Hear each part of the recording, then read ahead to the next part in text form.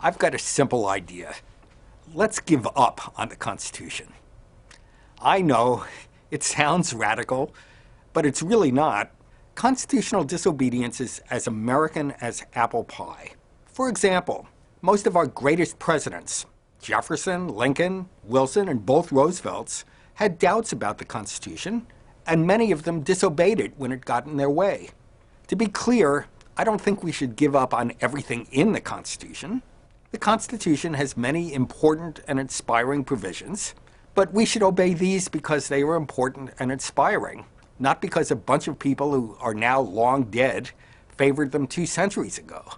Unfortunately, the Constitution also contains some provisions that are not so inspiring.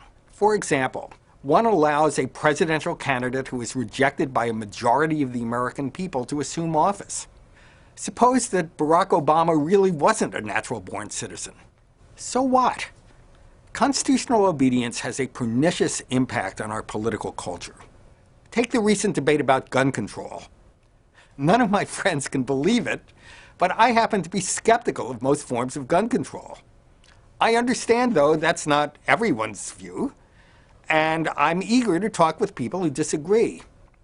But what happens when the issue gets constitutionalized? Then we turn the question over to lawyers, and lawyers do with it what lawyers do.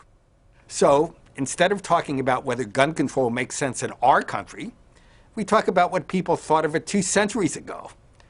Worse yet, talking about gun control in terms of constitutional obligation needlessly raises the temperature of political discussion.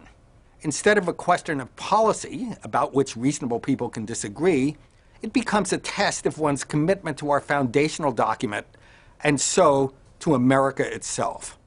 This is our country, we live in it, and we have a right to the kind of country we want.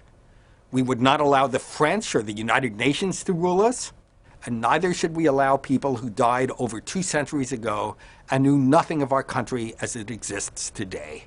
If we are to take back our own country, we have to start making decisions for ourselves and stop deferring to an ancient and outdated document.